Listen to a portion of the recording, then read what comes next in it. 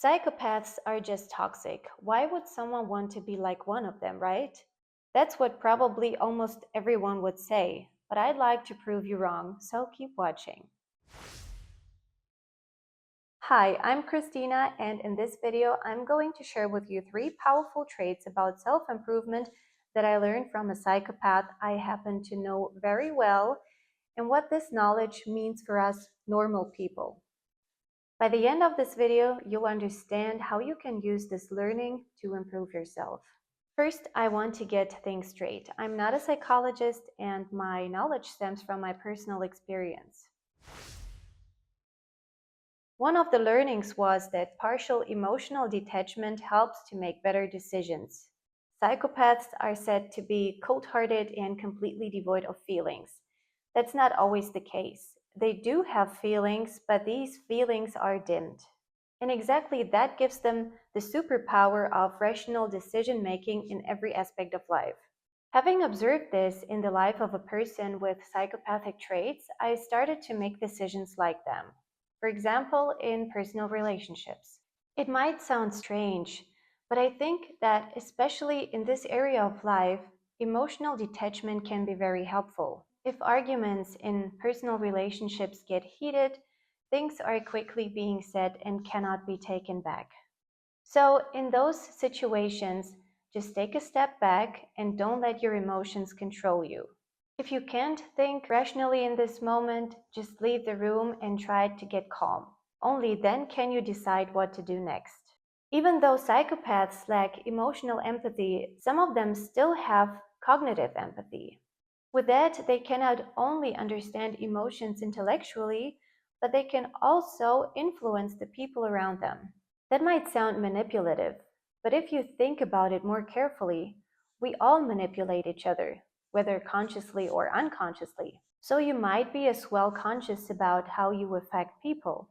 That way, you might also realize that you sometimes step on other people's toes and act egoistically. By realizing that, you can do better and improve your relationships, whether personal or professional.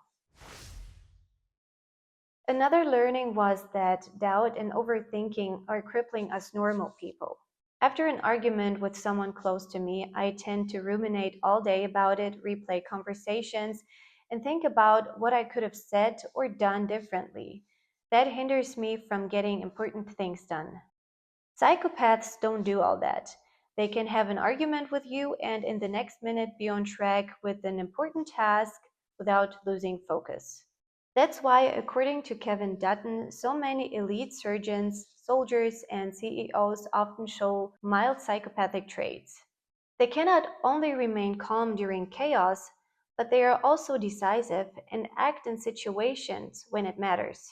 If you're interested in learning more about and from psychopaths, I recommend reading The Wisdom of Psychopaths by Kevin Dutton. So even if it's hard not to overthink everything, realize that arguments, bad experiences, and negative emotions don't control you. If you keep ruminating, you're just sabotaging yourself. Just don't replay conversations in your head, since you cannot change what has already happened. Don't let the past get in the way of your future. Situations in which I actually managed not to brood were very liberating. And the more often it worked, the easier life seemed to be. So keep that in mind after the next argument, rejection, or bad experience. The next thing I learned from a psychopath was that it doesn't matter what other people think of you. Psychopaths can be very charismatic and win many people over. That's because they're fearless in social situations and unafraid of rejection. They don't let their emotions control them, and they also just don't care about other people's opinions about them. They only matter when a person can benefit them. With this behavior, I realized how much I actually limited myself by the thought of people's opinions about me. I often thought, this person wouldn't like it if I had done this or said that, so I didn't. I practically put myself into a cage and nobody even asked for it. So if you limit yourself by the fear of other people's opinions of you, realize that these same people also have those fears. Everyone is preoccupied with their own thoughts and nobody really cares about what you think. So no one pays close attention to what you do. With that in mind, you can do things with more confidence and without the fear of judgment and rejection. And if someone rejects you, so what?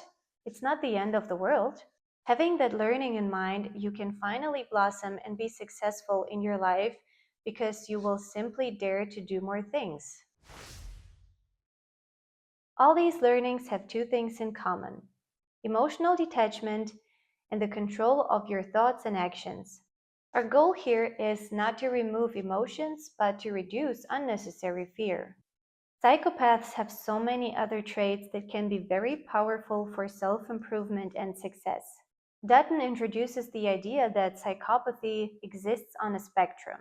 If the psychopathic traits are too high, people are dangerous, remorseless, and manipulative. If they are too low, people are overly anxious, passive, and people-pleasing. For self-improvement, we need to tap into the sweet spot which lies in the middle. By achieving that, you can become a calm, assertive, decisive, and emotionally regulated person. And I think with these characteristics, the world is your oyster. If you like this video, then subscribe to this channel, hit the like button, or watch this video next. Thanks for watching and see you next time.